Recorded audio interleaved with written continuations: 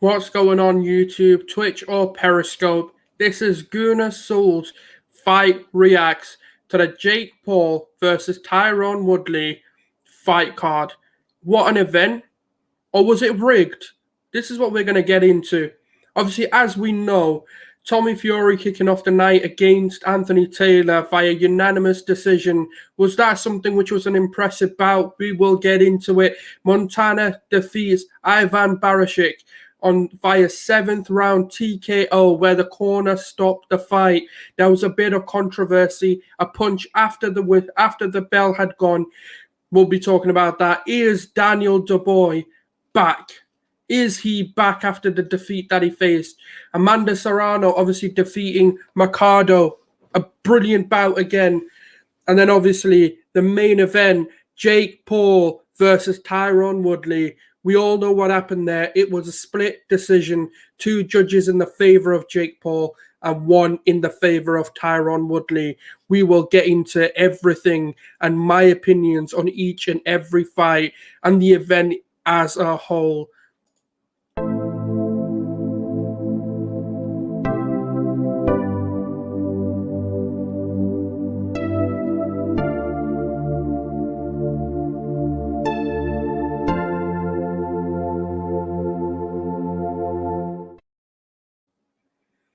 Welcome back, people. If you are new on the YouTube or on Twitch, or even if you're on Periscope, drop me a follow or subscribe if you're on YouTube.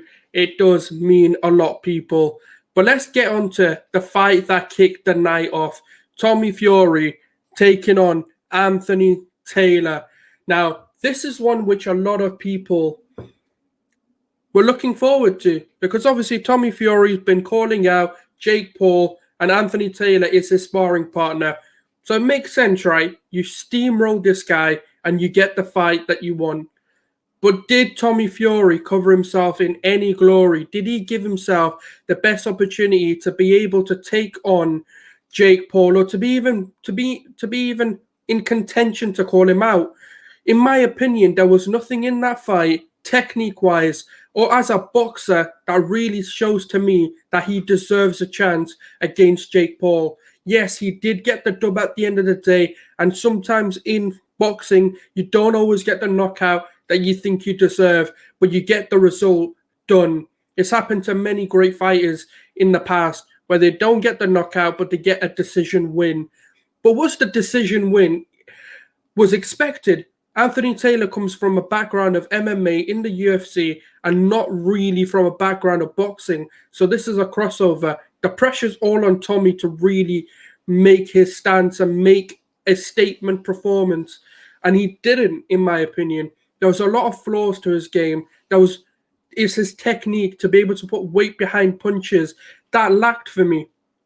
I don't know if anyone else agrees, but for someone who's got everything in his corner to be able to be basically one of the best boxers he can be, he did not cover himself in the glory that I thought he would.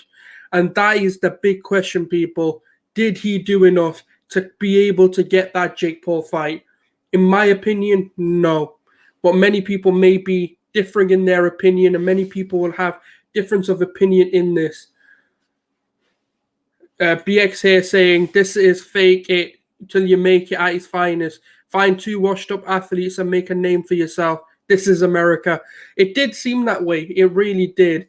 And this is the thing. This is where a lot of the controversy is coming in from, because does this crossover even work? Does this coming from MMA into boxing a viable way of actually testing your true skills? Yes, these guys are seasoned fighters and they've got a lot of, fights under their belts within a different, discipline. But for me, it doesn't really prove anything. Actually does the opposite. It shows how weak-minded you are, that you can't take on someone in your own discipline. It's like a basketball team taking on a netball team. Even though there's similarities, even though they're in the same, that they're similar, they are different. You'd expect whoever the home advantage of sport would be the winner of this. So for me, it's just a bit of a bizarre one, where a lot of people think that, MMA and a boxing and an MMA crossover actually makes sense. For me, it doesn't. It doesn't show you true skills, because they are different. the techniques are different, your anticipation's different, because your stance are different, because you're always looking for a takedown in the UFC or in the MMA game. Whereas in boxing, that's not an anticipation you have to work on. It's about defense. It's about how you swing your punches, and there's less to anticipate. So you're more focused on one discipline rather than multiple disciplines, and you can become a master of one rather than a jack of all trades. BXA is saying Woodley has been washed up for a while. I think Jake doesn't beat a seasoned boxer. And that's the thing. For me personally, I didn't see enough from Jake Paul to suggest if a seasoned boxer or even someone who's got their technique and has been training for a while and has a bit of a know-how, that he can beat them. Because Tyron actually had him on the ropes. And I've always said this, the one thing Jake has never faced is adversity. He's never been rocked. He's never been truly challenged other than maybe the Deji fight. And that's the thing. And that's what we've seen yesterday. He was rocked. But the disappointing thing, and the reason why there's these question marks over, is this rigged? Are these guys fall guys? Are these guys there to get a big, big payday just to take a fall so Jake Paul wins? And the reason that people bring that up is because, especially when you look at this fight, you can see the fact that, Tyron Woodley, when he did rock him and Jake Paul was on the ropes and literally leaning on them, he had the opportunity to swing a right. Yeah, he had the opportunity to swing a right to try and end this fight, but he held off, which maybe is an experience. Maybe he didn't realize the danger he put him in under. But for me, that just showed a moment of, okay, is he really here to take the win? Or is he here just to get a payday, do what he's asked of, which is make him look better? And boxing is a sweet science. It's completely different. Yeah, 100%. And this is what people don't understand. They think just because you fight that you should know how to box. No, there's a true science behind it. There is elements of technique and the way that you use your hips, the way that your legs are placed. A lot of this does need to be done. And also, if you're right-handed or your left-hand dominance and the stances that you take and the way that you dodge and weave, there's a lot of differences. In the MMA game, look, I'm not discrediting UFC, by the way, but boxing is so much more technique based, and there's so much more to it, and there's so many fine margins, especially with the introduction of being able to watch highlights, being able to watch full fights later on, to be able to learn patterns and trends and being able to kind of cater your fighter towards that way. It does have a difference. There's a massive difference. That's why you'll never see these crossovers work. Conor McGregor and maybe Jorge Masvidal are probably only two that really have a dominant stand-up game. And even they're going to struggle. Even they're not going to be able to make the crossover and be able to be dominant in that game. You've got to dedicate yourself to boxing or the MMA game to be able to be good at one or the other. Even a seasoned boxer going over to the UFC will not do well, because these games don't cross over and they don't show you true talent in whichever discipline you're fighting in. It's always, boxing is always a money's game. It has got some of the pays that people get in that game, especially if you're at the top of it, is crazy. Woodley probably got paid to hold back. That's what I'm thinking, because I don't get it. He had the opportunity to finish him. There's not even a question. He could have finished and knocked out Jake Paul in that fight if he truly wanted to. He should have kept applying pressure. You could see how rocked Jake was, but he gave him time to come back into it, which I didn't understand. You're a seasoned fighter. You're a world champion. You're a welterweight UFC champion of the world, and you held back. I'm sorry. These instincts should be in you. If they're not, then yes, you are washed. Yes, your time is up. And that's what the frustrating thing is. Yes, I've heard Anderson is looking to do more boxing now as well. So that's going to be interesting. I still think, we'll have to wait and see. But I just don't think these disciplines cross over very well, just because there's muscle memory, there's technique, there's a rhythm to boxing as well. And in MMA, it's a little bit different. There's different rhythms, technique, and muscle memories, and different angles that you take.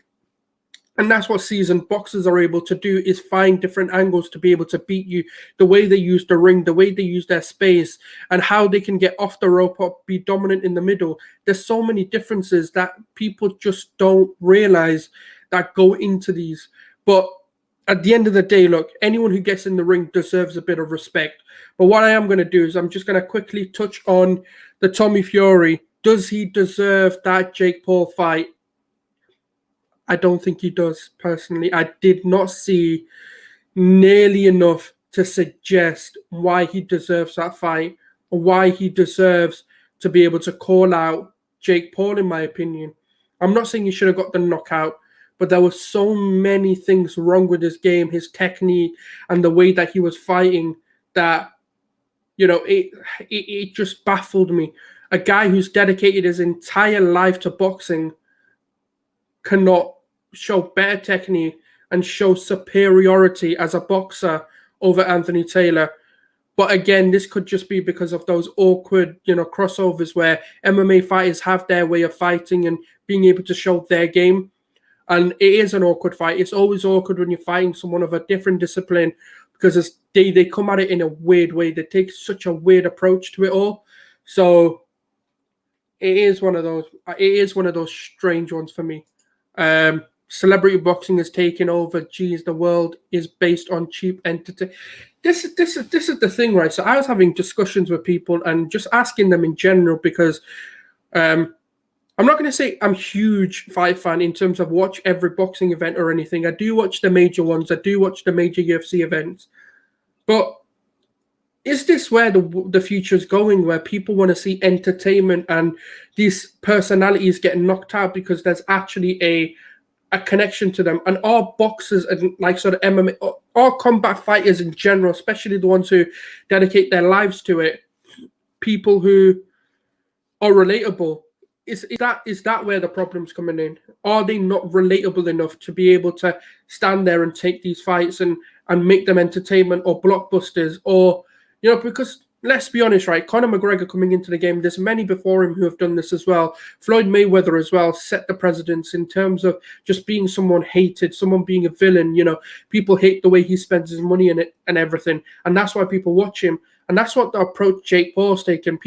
He's feeding off the fact that he's hated. So it's just a weird one, really. Like, is that where we're moving into, where you'd rather have poor technique, poor fighters, but good entertainment value? It's a strange one. I don't really understand where that's come from, and I don't know why that's the case, but I'm guessing we will find out soon enough. What the world? I do think there's always going to be a place for celebrity, whatever sport there is, like football. It's looking like boxing is going to be one of them now. And there's always going to be those weird little like crossovers with celebrities and certain industries as well. So that's always going to be the case, in my opinion. I'd rather see Jake against Roy Jones Jr. Yeah, someone just a bit better, man. Like, if you really think you're good, just start taking on proper boxers, seasoned boxers, if that's what you want to do. Like, you've had enough bums to fight, now fight a proper boxer. Or even someone that's decent. Doesn't have to be a former world champion. Doesn't have to be someone who's been at top of their game or is washed now. Just someone maybe up and coming. Like, I think the Tommy fight does make sense in that way because, Tommy's at the start of his journey. Jake's at the start of his journey. So it does make sense. Obviously, Tommy's got a bit of an amateur background behind him, a small one, but it's still there. And he is a bit more of an experienced boxer due to the fact that he has dedicated more of his life to it. But it's just, I don't really get it. And I mean, even his post-fight conference, really, like straight after the fight when he had that interview with Ariel Helwani and with BT Sports, I can't remember who did it for BT Sports now. But I remember like the way that he wasn't really backing himself anymore. He was like, I've done it for 18 months. I want to take a break. I want to come back to it. And I was like, did something in this fight make you realize, actually, if I take a step up from this kind of opposition, that I've got no chance in this at all? So it is an interesting one because it's just weird. Yeah, BX, I'm going to be live, I think, around 6 o'clock, 7 o'clock today. And I'm going to talk about the transfer roundup for today up until 7 o'clock. So, yeah, stay tuned for that. And I'll definitely get that out. There's a lot of Arsenal news that I do want to cover as well. But, yeah, I just don't think he did enough. But moving on to a fight which was very entertaining. a very sort of dogged war that we thought that we would get, which was Montana Love versus Ivan Barashik. That was entertaining. That is boxing at its finest, really. Just two people just scrapping it out. They were willing to take it to the depths. And the only thing that I will say is that controversy punch after the bell had gone from Montana Love on Ivan Barashik was, for me, the game-changing moment, because that rocked him. That he did not expect. But then again, we've all been told in the fight game, protect yourselves at all times and never to let your guard down. So but do you know what? Like, controversy aside, let's say it for what it was. That was a war. That's what I thought Tyron Woodley would bring to Jake Paul. That's what I expected from a main event. And that was brilliant to watch. Two fighters just going at it. And it wasn't like, a jab and then a return jab and a jab and a return jab. No, these were heavy hooks and punches going in to completely rip the other person's head off. And it was back and forth. And it was amazing to watch, in my opinion. That is what I wanted to see. And obviously, Montana Love gets he gets a TKO because obviously the corner stopped the fight, because that was a good decision made, because the way the fight was going, that could have caused a lot more damage than it actually deserved. But one thing I do want to talk about, a potential... Oh, wait, BXE is saying, shows how much that Yo Mama talk really meant to Woodley. Yeah, the man disrespected your mum, right? And you got so pissed off that when it came to knocking him out, you didn't. Like, for me, I know they have to build these fights up. I get that. But come on, man. When the opportunity is there to knock the guy out who disrespected your mum, in your words, by the way, I don't actually know what happened. I don't know what was said. But obviously, that's kind of what was being said. I know there was a scuffle between his mum and one of his team members, and he didn't like that. But you had the opportunity, man. Take it, you weirdo. You're so stupid. I'm sorry, you're so dumb. You had the opportunity. But the man has no self-respect, in my opinion, if he took a dive for money. But let's talk about a potential future heavyweight champion, or a future British potential heavyweight champion of the world, Daniel Dubois, a man with immense potential. He's only 23 or 22, I think. Yeah, there's a lot going on with him. Obviously, the UFC kind of terminated his contract and sacked him. I don't think Bellator would go in for him, in my opinion. I wouldn't be surprised anyway. I wouldn't touch him with a barge pole right now. He does seem to be a little bit washed. He does seem to be kind of out of his comfort zone right now, and he is 40. He just needs to stop. I don't know if he's blown all his money, so he's coming back into the game, or what it is. But whatever his reasons, can't be more than his personal health. He just doesn't look up for it. I know he's always been a passive fighter, and he kind of goes through the motions in fights, but this is just like, I'm sorry, this is an inexperienced fighter, an inexperienced boxer, an inexperienced in the combat sport world, and you couldn't take him out when you had the opportunity. It shows your fear in other fighters now. So I think he needs to let it go. But on the Daniel Dubois, obviously, versus Joe Cusumano, that was just easy. That was so easy. He was, what was it, like 3 knockdowns, and they just had to call the fight. Daniel Dubois looks to be serious. Obviously, sacking his current coaching staff and backroom staff, and brought in a whole new training team and a whole new boxing team. And it seems to be really helping him. Obviously, we'll know with time, because there were certain things in Daniel's game which really let him down, where he wasn't blocking the jabs, he wasn't timing the jabs and defending them properly.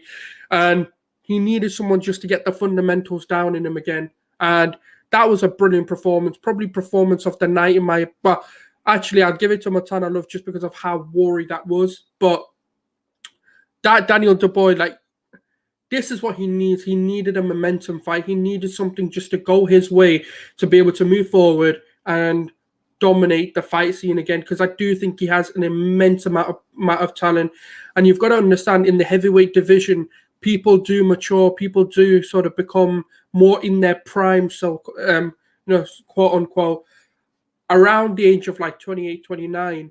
And it is later in their careers that they actually become seasoned veterans and they become world champions. It's very rare that it's really early in their career. So he's got time to build back his brand and his sort of, and he needs to wait for this sort of heavyweight phase to fizzle out a little bit with your Anthony Joshua's, your Deontay Wilders, and your Tyson Furies, because I don't think he'll win it over them. But when they become vacant, because obviously these men have retired, that's when Daniel Dubois should be going in for it, because I do see him being one of the future champions of this division.